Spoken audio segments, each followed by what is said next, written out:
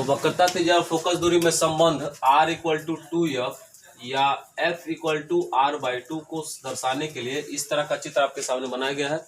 ये चित्र क्या बताता है वो ध्यान देंगे कि AB एक जो आपतित किरण है वो दर्पण के किसी बिंदु B से टकराने के बाद क्या हुई है, मुख्य अक्ष के मुख्य फोकस से क्या हुई है, परावर्तित हुई है।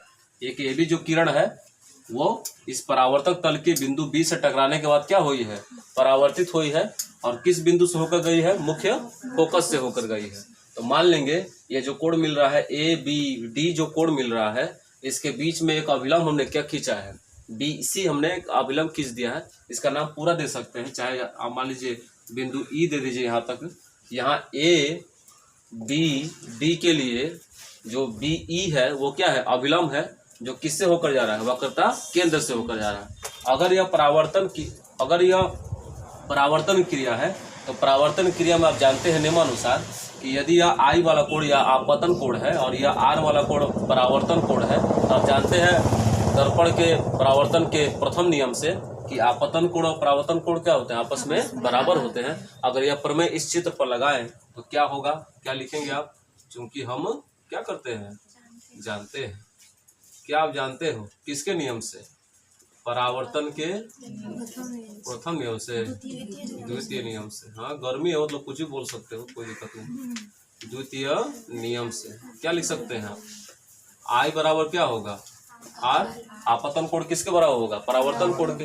आपतन कोण का नाम बताओ, आप देखो क्या दिया है, ABC कोण ABC बराबर किसके लिखेंगे, कोण क्या, FBC कोण क्या, FBC। नाम का जैसे दे सकते हैं, ABE तक चले जाइए या DBE तक लिखिए, जैसे आप लिखना चाहें। जहाँ शुरुआत करें उसे खत्म कर लीजिएगा। इसको समीकरण क्या बना लेंगे, फर्स्ट कि आपतन कोण और परावर्तन कोण के आपस में बराबर है। आपतन कोण का संकेत यहाँ I था, अब परावर्तन कोण क्या है, R है, तो यह दोनों क्या होंगे, आपस में बराबर होंगे। हमने बस थोड़ा नाम लिख दिया और कुछ किए नहीं। कोण पर हम सिद्ध करना चाहते हैं, भुजा पर सिद्ध करना चाहते हैं, तब हमारा जो निकलेगा R इक्वल टू 2f वो सिद्ध होगा, ना कि I और R पर सिद्ध होगा। नामकरण पर सिद्ध कीजिए।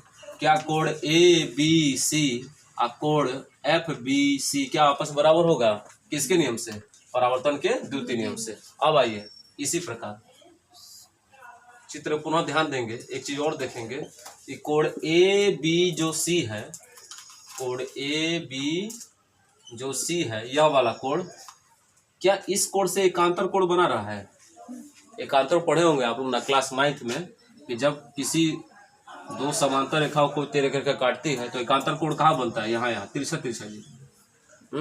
एक तरफ यहाँ से यहाँ यह वाला कोण, तो बताओ एकांतर कोण कहाँ बन रहा है, क्या यह वाला तिरछा कोण बन रहा है, एक यह और एक यह वाला, यानी कोण ABC किसका एकांतर है, कोण ABC किसका एकांतर है, C वाला कोण का। BCF लिख सकते हैं, कोण BCF। यह कोण जो ऊपर वाला है वो इस कोण का क्या है, एकांतर है। देख लीजिए तिरछा कोण, ये इधर वाला और ये एक इधर वाला, तो एक इधर ले लिया, एक इधर ले लिया, इसका एकांतर कोण बन गया। अब बताइए समीकरण 1 और 2 से आपको क्या दिख रहा है, समीकरण 1 व इससे 2 से, समीकरण 1 और 2 से आपको यह दिख रहा है कि क्या दोनों का LHS बराबर है, दोनों का RHS बराबर लिख सकते हैं। मतलब कोण FBC बराबर कोण BCF। अब जिस कोण को बराबर लिए हैं आप उसको भुजा में बदलिए। आप क्लास 9 में ही सीखे होंगे किसी कोण को भुजा में कैसे बदलते हैं, सम्मुख भुजा का नाम देकर। सपोज करिए कि अगर कोई त्रिभुज है इस तरह ABC, आप B वाले कोण को किस में बदलना है, भुजा में, तो कोण B के जगह क्या लिख सकते हैं, AC, क्योंकि B की सम्मुख भुजा कौन है, AC है।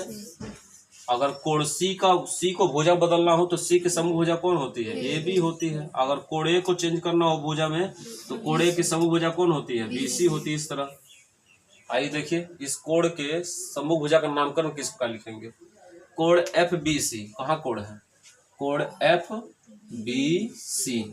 यह जो कोण मिला है जिसको हम लोग परावर्तन कोण से बताए हैं, इस कोण की सम्मुख भुजा कौन है, CF। आइए दोबारा आप देखिए अगला, BCF कहाँ है, BCF। इस कोण की सम्मुख भुजा कौन है, BF, है ना जी। इस कोण के सामने वाला कौन है ना, है है। इस कोण के सामने वाला कौन है? नीचे की ओर। किसी भी कोण को भुजा में कैसे बोलते हैं, समझ में आया? जिस कोण का नामकरण कर रहे हैं भुजा में, उसी कोण के सामने वाली भुजा का नाम दे देंगे। इस दिक्कत इसमें, इसको समीकरण क्या बना लेंगे? फर्स्ट, सॉरी थर्ड है यहाँ पर, दो तो बन चुका है। परंतु चित्र में आइए, चित्रानुसार क्या आपको यह दिख रहा है क्या एफ पी जो है बी एफ के बराबर होगा? है ध्रुव से फोकस दूरी और इस बिंदु से इसकी दूरी, क्या दोनों आपस में बराबर है? अगर नाप लिया जाए तो क्या P से F की दूरी, क्या B से F की दूरी बराबर होगी? परावर्तन क्रिया में जिस बिंदु से किरण क्या होती है? परावर्तित होती है। अगर वो मुख्य अक्ष से निकल रही है, तो जिस बिंदु से मुख्य अक्ष से निकल रही है, जिस बिंदु से, सपोज करिए कि यह क्या है? एक परावर्तक तल है, और इस परावर्तक तल के मुख्य अक्ष से इस प्रकार जो है इसके समांतर कोई किरण टकरा कर वापस आई है, तो जहां से टकराएगी ना, वहां से मुख्य अक्ष की दूरी और ध्रुव की दूरी क्या होती है? आपस में बराबर होती है। अगर वो मुख्य अक्ष से होकर गया है तब की बात कर रहे हैं। अगर मुख्य अक्ष से नहीं, किसी और से बिंदु से होकर गया है, तो यहाँ की दूरी और यहाँ से दूरी क्या होगी? भिन्न होगी।